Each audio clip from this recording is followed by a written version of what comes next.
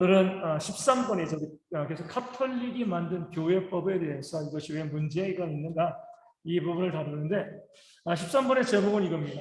카톨릭 교회법은 무의미한 집성에 의해서 유대교적 요소로 양심을 괴롭힌다. 이렇게 이야기합니다. 집성이 뭐예요? 자꾸 쌓는 거죠. 그렇죠? 자꾸 쌓는 것을 통해서 양심을 괴롭힌다는 겁니다. 그래서 이것을 칼빈은 유대교적 요소라고 합니다. 유대인들은 뭘 만들었어요? 성경 이외에 이 탈무드를 만들었잖아요. 그렇죠? 그것을 만들어가지고 자꾸 뭐예요? 이거 하면 안 돼, 이거 하면 안 돼, 이거 하면 안 돼. 자꾸 법들을 만들잖아요. 그래서 우리가 이제 유대인의 안식교 교리를 보면 어때요? 안식일에는 씨 뿌리거나 갈면 안 돼. 또 반죽을 하거나 구우면 또 안 되고. 안식일에는 빨래도 하지 말라고 그랬습니다. 유대인들이 오늘 집에서 빨래 하시면 안 돼요? 안 되죠. 그렇죠? 일하면 안 되는 거예요. 또 두 글자를 쓰거나 지우지 말고. 이 글 쓰는 것도 뭐예요? 일이다 이렇게 이야기하고 빗질하지 말라고 그랬습니다. 그리고 물건을 다른 곳으로 옮기지 말라. 이것도 안 되고요. 그리고 안식일에는요. 한 1000m 안에 950m 이상으로 움직이면 안 돼요. 그러니까 성경에 나와 있나요, 이게요?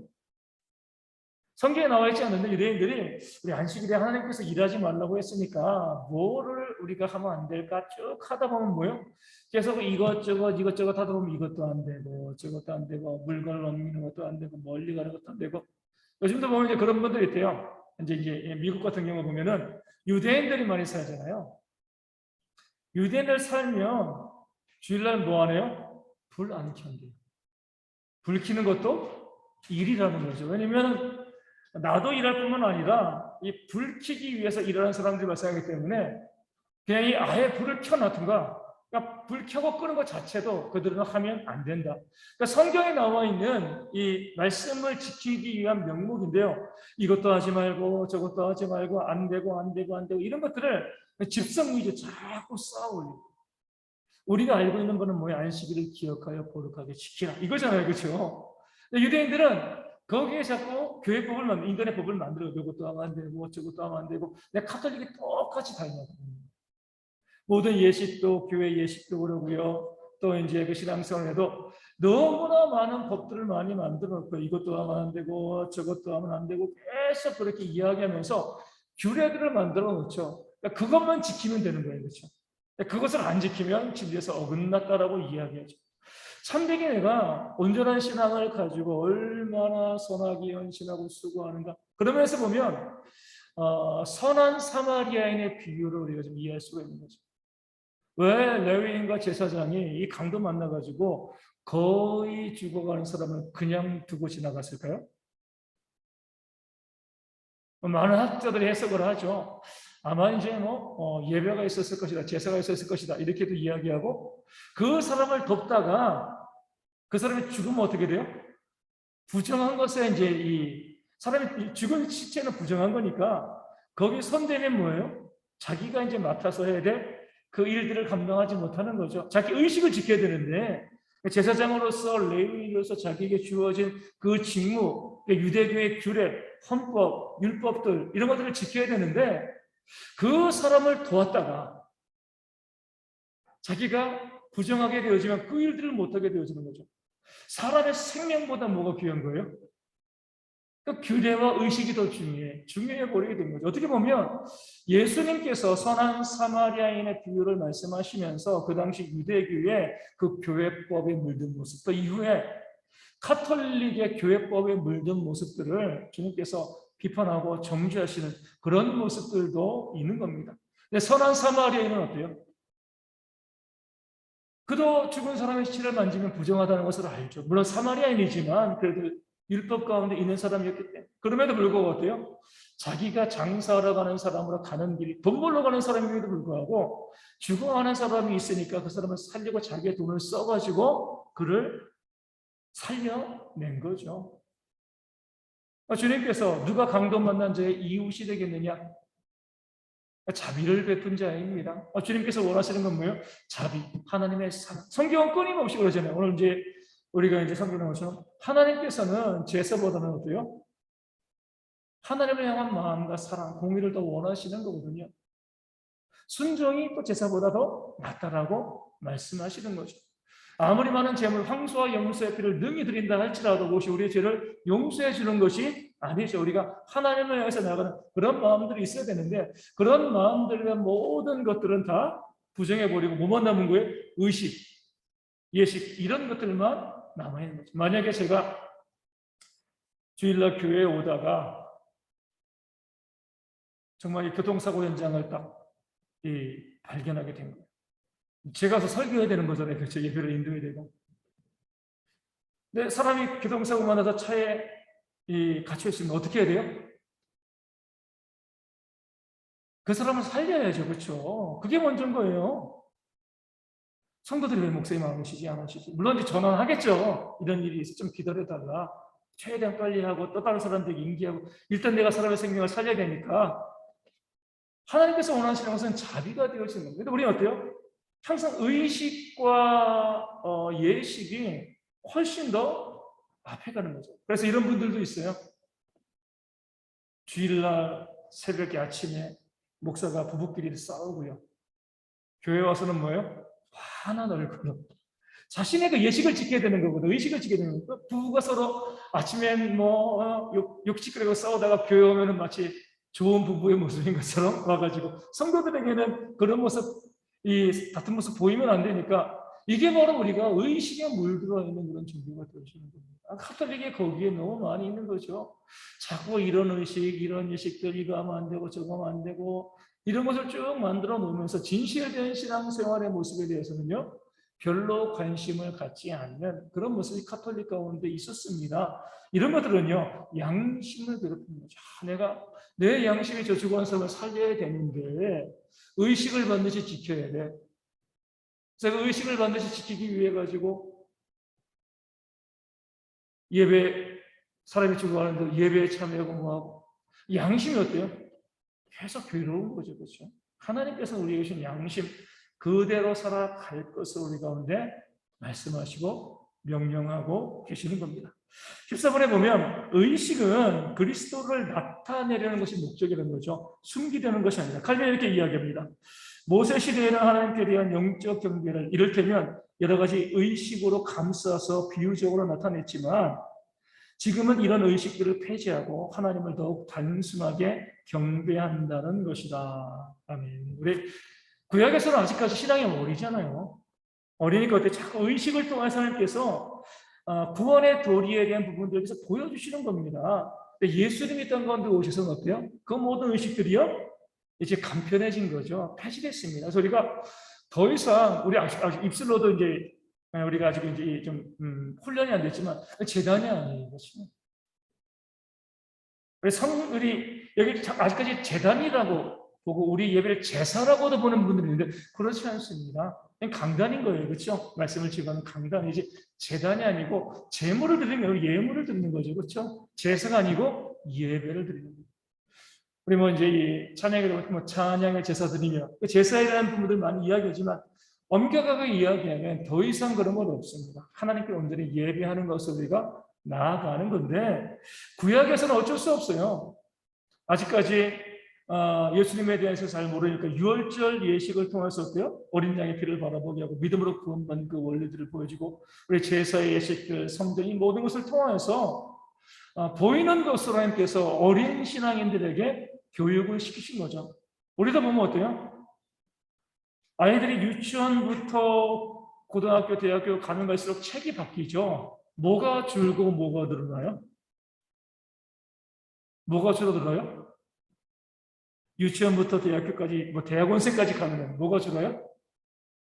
그림이 줄죠. 그렇잖아요?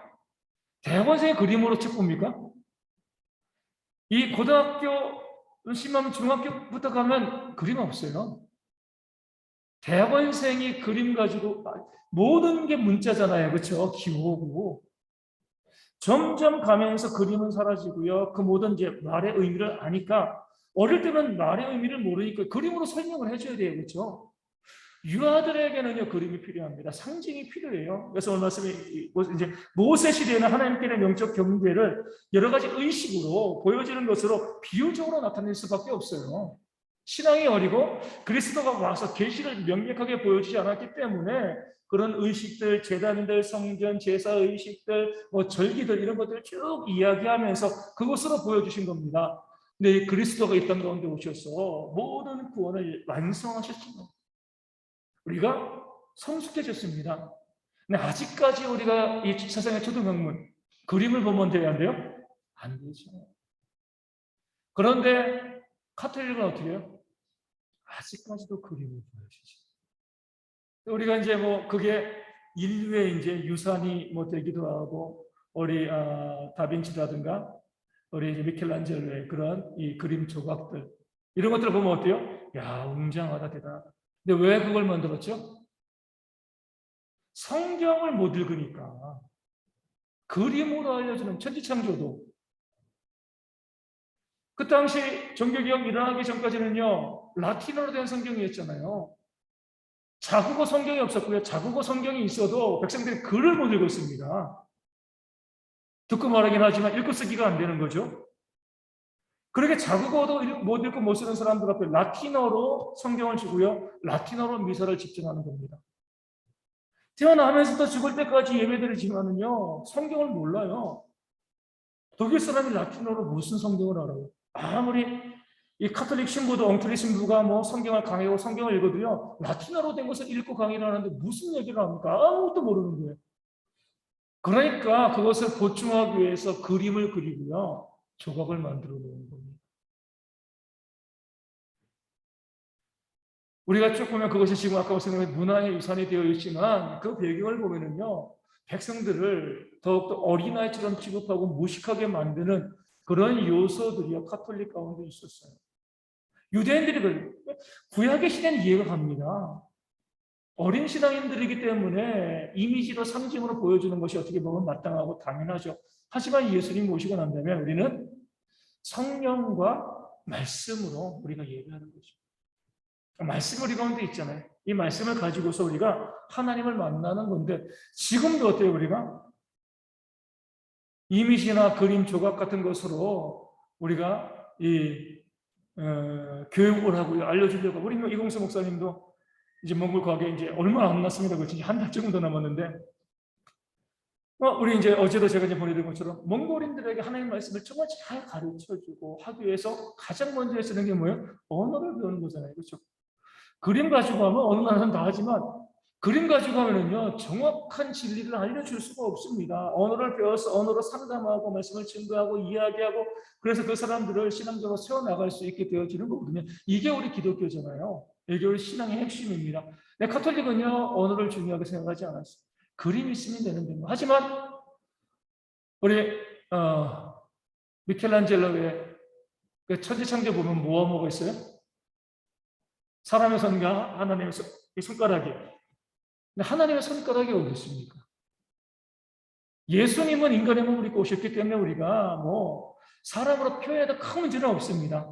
그럼에도 불구하고 우리가 예수님을 바라보게 되었을 때 이미지의 왜곡이 있는 거죠. 우리 예수님이 이광수 목사님처럼 생겼을까요? 저처럼 생겼을까요? 저처럼 생겼습니다. 잘생기신 분이 아니에요. 그죠? 예수님께서. 우리 서양 영화 배우들 그렇게 나와 있잖아요. 흰 피부에 뭐 금발에 긴 곱슬머리하고 키도 크고 뭐 몸매도 날씬하고 이렇게 딱 좋은 그런 분이 아니잖아요. 그 당시 2000년 전 유대인 평범한 사람의 모습으로 이 땅 가운데 오셨어요. 근데 우리가 이미지를 왜곡해서 예수님이 너무 잘생기신 분, 완전 미남으로 영화 배우처럼 그 자체도 어때요 우리가?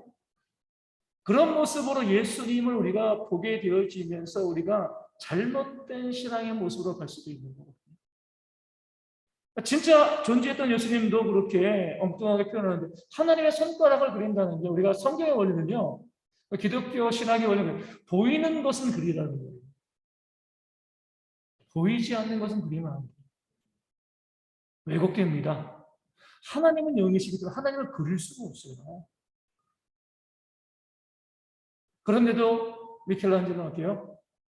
시스타나 그 성당 위에 하나님의 손을 그렸습니다. 지금은 와 놀랍다라고 이야기하지만 이것이 얼마나 성경을 곡해하고 있는 것인지 우리가 바라보셔야 돼요. 이미지는 정확하게 우리가 이제 이미지를 참 좋아하다 보니까 우리 교회에서 가장 많이 뭐 성경책 뭐라든가 우리 주일학교 공공공부라든가 거기서 이제 아기 예수님이 어릴 때의 모습을 아주 귀엽고 예쁘게 그렇게 만들어서 보여주잖아요. 예수님께 친밀하게 다가가지만 아이들이 그것을 보면서 어떻게 느끼냐면 자라면서 예수님은 연약한 존재로 보여요.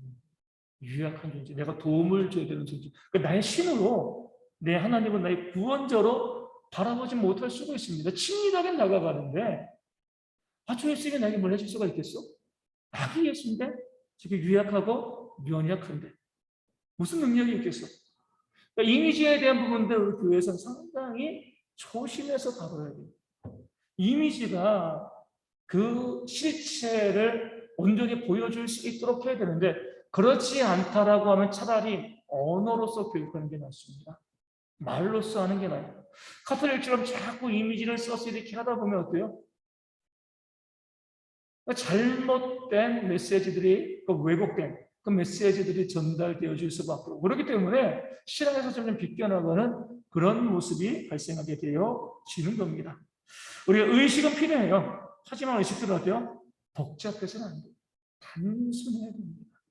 우리가 예배 순서나 이런 것을 통해서 쭉 봤을 때도 가능한 한 우리가 단순하면 좋아요. 자꾸 이런 의식도 들어가고 저런 의식도 들어가고 자꾸 집어넣으면 우리가 왜곡될 가능성들이 많이 있습니다. 그래서 항상 단순하게 우리의 모든 예배는 뭐예요? 하나님께 기도하고 찬양하고 말씀. 이 중심으로 되어지는 것이 우리 교회에 있어서 성도들의 신앙에 많이 유익하게 되어지는 겁니다. 15번에 보면 부패한 의식들을 속죄의 제사라고 한다. 그러니까 카톨릭에서 그 의식들 너무 부패했는데 그런 의식들 잘못된 거 아니냐? 야, 이게 속죄의 제사야. 구약의 제사에 보면 그 제사의 그 규례들이 얼마나 이제 세밀하게 나와 있습니다.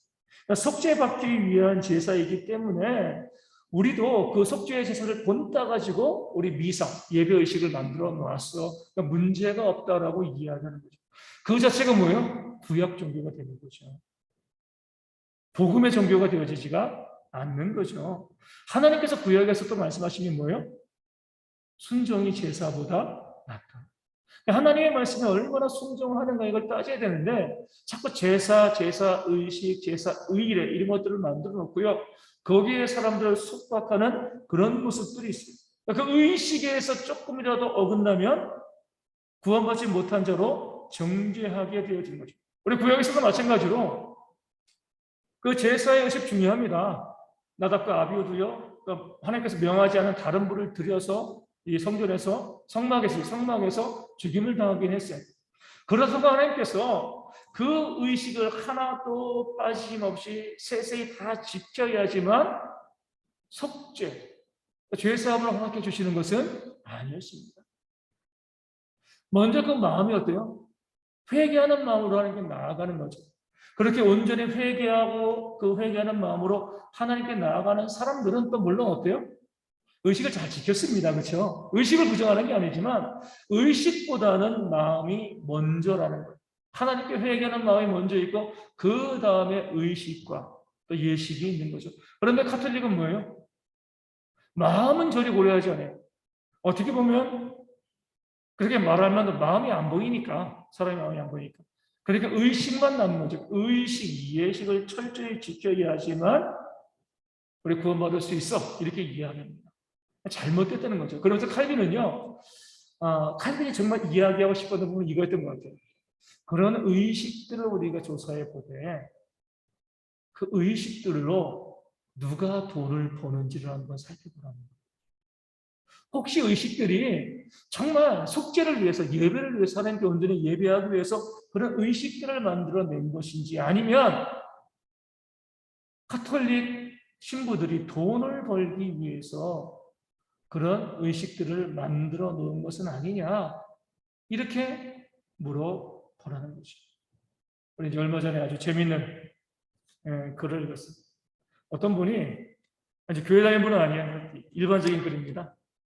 어떤 분이 이제 점 보는 거 좋아하시는 분이 있었대요. 그래가지고 이제 용하다고 이제 소문난 점장이한테 이 점을 보러 갔습니다. 점장이가 딱 얼굴을 보더니만 묻지도 않았는데 혹시 목이 아프지 않냐고, 목에 이런 증상이 있지 않냐고 말하시다 너무나 정확하게 한다는 거예요. 아, 정말 용한 점장인가 보다. 그래가지고 어떻게 하셨어요? 점장이 이렇게 이야기하죠. 내가 이 일을 하기 전에 침수론을 했는데 내가 보니까 당신 침을 잘못 맞아가지고 딱 보이는 침수론 하니까 딱 보니까 이제 이거 문제가 있는 것 같아. 그래서 내가 점으로 보는 건 아니라 침수론 해가지고 보니까 침을 잘못 맞아가지고 이렇게 아픈 것 같다. 내가 따로 침을 지금 내가 이제 그 직업을 안 하니까 여기서 침수를 하면 위법이 되는데 딴 데 가서 이야기하지 말고 내가 딴 데 침을 놨을 테니까 여기 놨고 또 이제 좋은 이제 한의원 속 여기 가서 치료 받으면 그러면 이제 나을 거야. 좋기도 하고 황망하기도 한 거죠. 점 보러 갔는데 그 전직이 침수론 원장일 줄도 알았어요. 그러니까 점으로 본 게 아니라 자기가 침수론 원장이니까 그거 보고 그 사람 상태를 보니까 지금 목이 아플 것 같아. 침 잘못 맞은 것 같아. 딱 오랫동안 했으니까 그것을 알고 사니까 그럼에도 불구하고 뭐 한 거예요? 복채 많이 내놓고 그렇게 이제 나왔다. 이렇게 이야기하더라고요. 어찌되었건 그 점장이들의 목적도 뭐예요? 복채죠. 돈 버는 거. 이 사람은 좀 순준한, 뭐랄까요? 순수한 사람인 거예요. 아마 악한 사람 같으면 자기의 침수랑 과거를 다 속이고 내가 다 알고 있는 것처럼. 사람들이 꼭꼭 넘어가고 속을 수밖에 없는 거잖아요. 카톨릭도 마찬가지로 그런 예식과 의식이 그 교회 헌금이라든가 여기에 다 연결되어지기 시작을 하면은요, 그 자체가 하나님 보시기에 합당하지 않다는 거죠. 우리 예수님께서도 예루살렘에 올라와서 성전에서 매매하고 돈 받고 오는 사람들 어때요? 그 상을 다 부셨습니다. 근데 이것은 우리 율법에 허용된 거예요, 그렇죠? 너희가 거하고 있는 것이 멀거든 흠없는 양들을 가지고 가지 말고 돈을 가지고 와서 성전이 있는 곳에서 재물을 사서 하나님께 바쳐라. 그러니까 성경에 하나님께서 율법으로 미리 말씀해 놓으신 겁니다. 말씀을 지키는 거죠. 근데 뭐가 문제예요?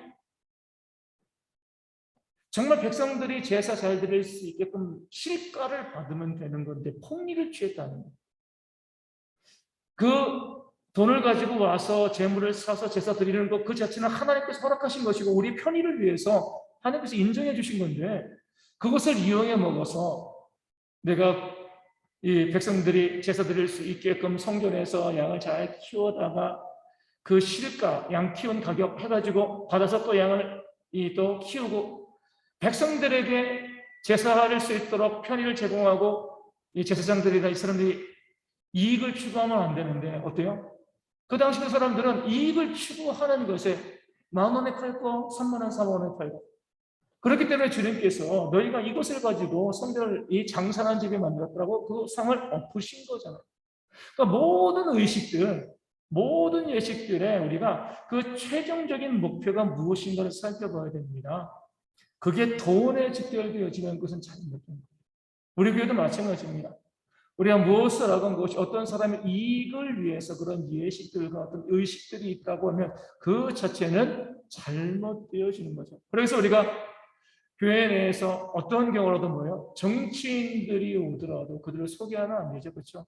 예배를 하나님께 드리는 건데 그 목적이요. 그들의 표를 위해서 되어지기 시작을 하면 그 예배의 본질이 흩어질 수밖에 없습니다. 누군가가 이 예배를 통해서 의식을 통해서 이익을 얻을 수 있게 하면 안 돼요. 그런 것을 추구하는 모든 것들은 의식을 부패하게 만드는 그런 모습이 되어지기 때문에 그렇습니다. 16번의 일반적인 통찰과 그 적용을 이야기하면서 하나님의 법, 말씀을 떠난 모든 법은 다 잘못됐다라고 이야기합니다. 그래서 우리가 가장 좋은 건 뭐예요? 말씀으로 직접 다가가는 겁니다. 하나님의 법으로 다가가는 거예요. 자꾸 돌아가려고 하시면 안 되죠. 다른 법들을 만들면 말씀이 분명히 있는데 우리가 예수님 아까 말씀드린 것처럼 안식일을 기억하여 거룩하게 지키라. 성경에 나와 있는 것은 우리 주님은 어떻게 해석하신 거죠? 안식일의 주인은 하나님이시고 안식일은 선을 위해서 있는 것이다. 예수님께서 그 안식일에 대한 규정에 양심적인 해석할 수 있는 몇 가지의 예를 들어주셨습니다. 우리 양심에 따라서 인자가 안식일의 주인이나 또 선을 행하는 나이다. 여기에 기준을 맞춰서 우리가 안식일을 잘 행하면 되는 거거든요. 이런 것들을 자꾸 규정과 규율을 만들어 이거 하면 안 돼, 이거 하면 안 돼. 이렇게 하게 되어지면 어때요? 그럼 말씀은 어기는 거죠. 그러니까 성경에서 우리가 원하시는 거 어떻게 위험하기는 해요. 말씀을 주시고 그 안에 해석의 자유, 신앙의 자유를 우리가 주셨습니다. 이러다 보면 혼란과 다툼이 있을 수 있지만 이 자유가 혼란스럽다고 해가지고 교회법을 앞세우게 되어지면요 양심이 죽습니다. 위험하다 할지라도 말씀 뒤에 신앙의 자유와 양심이 있고요. 그리고 불가피하게 교회법들이 있어야 되지만 그 교회법은요 양심에 의해서 판단받는 겁니다. 그렇기 때문에 교회법이 뭐가 중요해요? 어떠한 것이라도 그 말씀 이외의 교회법은요 그것을 강제할 수가 없습니다.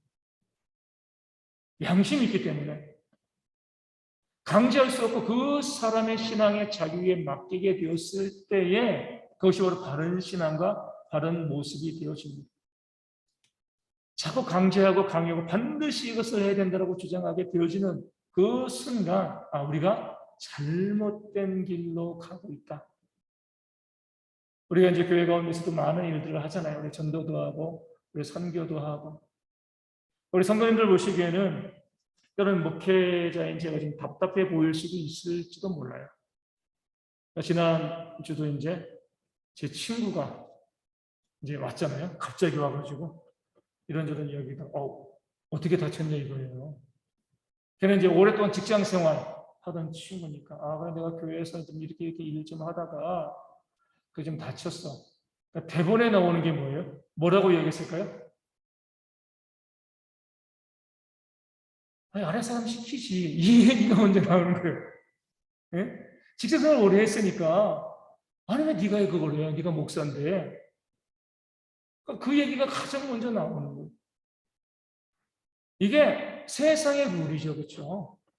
위아래를 만들고요. 무조건 일을 딱딱 정해놓고 시키고 그 일을 하느냐 하지 않느냐에 따라서 벌과 상을 주는 게 세상의 원리죠. 하지만 칼빈에게서 이야기하는 거죠. 하나님의 말씀이 있고 우리가 성숙한 그리스도인이라고 하면 그 말씀 다음에 뭐가 있어요? 우리 신앙의 양심과 자유가 있다는 거죠. 그리고 교회법, 질서가 있다는 거죠. 우리는 질서를 유지하기 위해서 다시 말씀드리지만 양심을 제일 뒤에 둬요. 또 우리 양심이 죽습니다. 늘 교회 법과 질서를 지키기만 하면 돼요. 하지만 하나님께서는 우리 가운데 말씀을 주시고 그 말씀에 따라서 우리가 성숙한 그리스도임을 인정하고 너의 양심의 자유에 맞춰서 순종의 법과 불순종의 팔을 선택하라고 말씀하시는 겁니다. 교회 법은 최소 한도가 되어집니다. 그런 면에서 봤을 때 목사님 이거 하면서 우리 교회 일들을 이것을 하건 저것을 하건 다 자율적으로 하면 목사님 교회가 좀 안 되죠. 뭔가 좀 강제적으로 할당하고 시키고 하고 그럼 교회가 잘 되어지고 잘 굴러가는 것은 맞아요. 맞지만 말씀의 원리를 알고 있는 자로서 교회가 잘 굴러가고 합리적으로 또 질서 있게 유지되어지는 이것 때문에 교회 법을 앞세우기 시작을 하면 교회는 언젠간 부패하게 되어집니다. 그러기 때문에 우리가 좀 힘들더라도 좀 기다려주고요. 그 양심이 움직일 때까지. 그 양심은 언제 회복돼요? 하나님의 형성이 회복되어지면서 양심이 회복되어집니다. 그때까지 기다리는 또 지루한 과정이 또 목회와 교회 성도들의 삶의 모습이 되어지는 거죠. 그래서 다른 교회에서 신앙생활 하시러 오신 분들은 저에게 다 똑같이 말씀하세요. 목사님 좀 답답해요. 좀 시키시고 조짜고 얼마지 이렇게 하면 정말 좋은데 언제까지 기다리시겠어요? 언제까지 기다려요? 주님 오실 때까지 기다리는 거예요. 네. 성경의 원리이기 때문에 그래요. 그러니까 이 원리를 제가 모른다고 하면 모르지만 원리를 알고 있으면서도 오늘 아침에도 말씀드린 것처럼 하나님을 믿는다라고 하면 그 말씀을 믿고요. 말씀에 순종하는 게 내가 정말 구원받은 자로서의 모습이잖아요. 원리를 모르면 몰라서 그렇게 할 수 있다고 이야기하지만 하나님의 말씀과 원리를 알고 있음에도 불구하고요. 거기에 대해서 내 멋대로 내 방식대로 해나가면 제가 하나님을 믿는 자가 아니죠. 목사라고 이야기할 수가 없습니다. 저희 성도님들도 좀 답답하시더라도 목사님 왜 저렇게 하지? 저렇게 목사님 저렇게 목회를 하실까? 좀 강제적으로 하시면 좋을 텐데 이런 마음이 드셔도 제가 갖고 있는 신앙의 기본이고 또 성경을 바라보는 관점이기 때문에 그런 모습으로 간다는 걸 우리가 이해하시고 아까 말씀드린 것처럼 목회자로서 성도 간의 신앙의 차이는 분명히 있죠. 어린아이도 있고요. 장성한 자도 있지만 목회자로서 저는 우리 성도님들을 장성한 자로 인정하고 목회하고 싶습니다. 스스로 알아서 말씀에 근거해서 자기 신앙의 양심에 따라서 헌신하고 또 봉사하고 수고하는 그런 모습. 소리 이제 가장 큰 문제는 뭐예요? 그렇게 되어지면 어느 가정에서도 마찬가지지만 이 가정에서 부모가 힘들어요, 아이들이 힘들어요? 부모가 힘들죠. 아이들은 제멋대로 살아가면 되고 부모는 온갖 수고 헌신을 다 하잖아요. 우리 성도님들 좀 이해하실 건 이거예요. 교회 가운데 신앙의 수준의 차이가 있기 때문에 자율적으로 하다 보면 어떤 문제가 발생해요? 신앙의 연륜이 깊고 양심의 자유를 알고 있는 분들이 조금 더 헌신하게 됩니다. 그렇지 못한 어린 신앙이들이 있으니까 그런 어린 신앙이들은요. 당연히 어리니까 이기적이에요. 잘못했다고 보시면 안 됩니다. 어리니까 이기적인 것이지 왜 이기적이 잘못 이렇게 보시면 안 됩니다. 신앙이 장성한 사람, 신앙이 좀 성숙한 사람들이 더 수고하고 더 헌신하게끔 되어 있습니다. 그래서 이제 그런 분들에게 좀 미안하죠. 이런 것들을 방지하기 위해서 교회가 조를 짜고 편을 짜는 건데 그러나 이 빈대 잡는다고 초가상관을 태울 수는 없잖아요. 구덕이 무섭다고 장 안 담글 수 없잖아요. 무엇이 중요한 것인가 바라보는 거죠. 우리 성도님들 내가 좀 더 수고하고 내가 좀 더 애쓴다라고 생각되어지면 내 신앙이 좀 더 성숙했다라고 거기서 감사와 만족을 느끼시면 좋겠습니다. 묵묵하게 더 수고하고 더 헌신하시고요. 그 신앙이 약한 자들도 우리가 좋은 신앙의 모습을 보면 어때요? 언젠가는 그 신앙의 모습을 우리가 따라갑니다. 우리 지난 금요일 날 디모데후서 말씀을 가지고서 우리가 말씀을 나누고 기도를 했습니다. 우리 이제 디모데의 신앙, 그 거짓이 없는 그 신앙이 그 어머니, 외할머니 로이스와 어머니 유니기 가운데 있더니 너에게도 있음을 내가 확신한다. 이 바울이 디모데에게 했잖아요. 그래서 우리 주일학교에 대해서 함께 기도를 나눴습니다. 많은 교회에서 주일학교가 텅텅 비어 있거든요. 그렇기 때문에 다음 세대에 대한 염려, 걱정이 많이 있습니다. 저에게도 마찬가지지만. 그래서 교회별로 이 주일학교 다음 세대를 살리기 위해서 정말 많이 애써요. 예산도 투입하고 또 좋은 교육시도 세워놓고 이렇게 애쓰고 노력하는데 그런데도 주일학교가 잘 안 됩니다. 그 이유가 디모데후서 말씀 가운데 있는 거죠. 디모데, 주일학교 학생으로 볼 수 있어요. 그 디모데의 그 좋은 신앙은요. 외할머니 로이스와 어머니 유니기에서 또 디모데에게 왔습니다. 구원받는 믿음은 전수되는 게 아니에요. 그렇죠? 자기 믿음으로 구원받는 겁니다. 여기서 말하는 믿음은 뭐예요? 구원받은 믿음은 하나님께서 주신 믿음 이외에 능력이 있고 성장하는 믿음을 의미하는 거죠. 그 좋은 거짓이 없는 믿음이 외할머니에게서 그 딸인 유니게에게로 또 그 아들인 디모데에게로 전수된 거죠. 이것이 무엇을 말씀하고 있냐면 좋은 신앙의 인물들, 주일학교 다음 세대를 세우기 위해서는 뭘 해야 돼요? 로이스와 유니게가 있어야 된다는 거예요. 교회 장년들이, 교회 어른들이요, 거짓이 없는 좋은 신앙의 모습을 보여주어야 돼요. 그럼 자연스럽게 뭐예요? 그 자녀들이 좋은 신앙의 유산대로 믿음이 견고하게 세워지게 되어지는 겁니다. 이 말씀 들리면 우리 이렇게 생각해요. 아니 목사님 나는 신앙이 좀 성숙해서 또 교회 일들 보니까 수고하지 않을 수 없어 많이 수고하고 헌신하고 애쓰고 이렇게 이제 하는데 누구는 헌신도 안 하고 수고도 안 하고 너무 불공평합니다. 이렇게 이야기하는 거죠.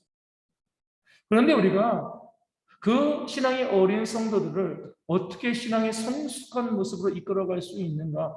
이게 힘드니까 어때요? 신앙의 성숙이 힘드니까 그냥 그러면은 일을 나누자. 오늘 주방은 무슨 선교에 무슨 구역 이렇게 하는 거거든요. 그러면은 일은 편해지지만 성숙은 되어지지 않습니다. 그런데 우리가 신앙이 성숙한 자들이 정말 좋은 신앙의 모습을 보이기 시작을 하면요. 그 신앙이 이제 신앙이 어린 자들에게 언젠가는 스며들어서 그들의 신앙이 성숙해집니다. 이게 우리가 교회가 추구해야 될 이 성숙의 방향이 되었습니다. 내가 좋은 신앙을 보여주는 거예요. 내가 참된 신앙을 보여주는 겁니다. 예전에 이제 제가 이제 정신대에서 공부할 때 어떤 이제 몇 번 말씀드린 것 같아요. 젊은 이제 이 새롭게 담임 목회 시작하는 그 목사님과 이제 한 50대 중반 되어진 목사님, 이제 이 담임 목회 하신 지 오래된 분이죠. 젊은 목사님이 자꾸 이제 자기가 이제 새롭게 교회 부임하게 돼서 교회를 이제 맡아서 이제 목회하게 될 때, 목사님 제가 이런 제자의 훈련 이런 거 저런 거 쭉 해서 교회를 이렇게 성도들을 성숙하게 나가고 이렇게 쭉 해나가겠습니다. 50대 중반에 있는 목사님은 큰 교회 목사님이거든요. 그래서 이제 그 목사님에게 이제 일종의 자기 목회의 비전을 이야기하고 조언을 얻으려고 하는 거죠. 쭉 저는 좀 옆에서 비통령 하는 거예요. 쭉 듣고 나가지고 50대 중반 목사님이 정말 기가 막힌 말씀을 하시더라고요. 그래? 내가 해보니까 안 돼. 이러시더라고요. 이 목사님은 이제 막 담임 목회 처음 시작하면서 이런 훈련 프로그램 뭐 해가지고 어떻게 해도 이제 교회를 갖다 성도를 성숙하게 하려고 했었는데 이미 그 길을 다 겪어보신 목사님의 말씀이 이거예요. 내가 해보니까 안 돼. 성도들은 변하지 않아. 이렇게 말씀을 하시더라고요. 뭐냐면 우리가 정말 얼마나 많은 세신자 훈련, 뭐 이제 뭐 1:1 양육 훈련, 뭐 우리 교회 안 한 데가 없잖아요. 신앙의 식은 늘었지만 교인들의 성숙도는 많이 늘지 않았습니다. 뭐가 문제예요? 로이스와 유니게와 같은 거짓이 없는 참된 믿음을 보여주는 것들이 너무 약하기 때문에 내가 그 모습을 보여주고야 참고 기다리고 인내해야지만 뭐예요? 언젠가 그 사람들이 성숙해서 내 자리를 이어받고 헌신하는 또 다른 사람들의 믿음에 영향을 주는 그런 삶을 살아갈 수 있게 되어지는데 우리는 훈련하고야 무조건 과정 마치면 다 성숙했다고 뭐 인정하는지 모르지만 다 사역을 다 나만 맡기고 사역을 시작합니다. 그러다 보니까 사역은 잘하는데 신앙이 잘하지 않는 그런 성도들이 너무나 많고 결국에는요 교회가 문제가 있을 때 그것이 크게 폭탄처럼 터지게 되어 있습니다. 그래서 우리가 여기 있는 분들은 제가 봤을 때 더 신앙이 성숙한 분들인데요. 우리가 또 여기 있는 분들 그래서 보니까 더 많이 헌신하고 있잖아요. 참 제가 감사하지만 여러분들의 짐을 나눠주기 위해서 헌신하지 않는 분들에게 짐을 할당하지는 않을 거예요. 좀 더 수고하시고 좀 더 애써서 내 좋은 믿음을 남에게 가르치는 것도 아니고 그 믿음을 그대로 내가 살아가시면서 보여주시면 되는 거예요. 그렇게 되어지면 지금 연약해 보이던 그 성도들이요 언젠가 나보다 더 좋은 신앙으로 교회를 섬기고 또 헌신하는 그런 일꾼들이 되어질 줄로 믿습니다. 그런 신앙의 도전과 신앙의 모습들이 우리 가운데 있었으면 좋겠습니다. 오늘 여기까지 우리 할 수 있도록 하겠고요. 우리 하고 싶은 찬송 말씀해 주시고요.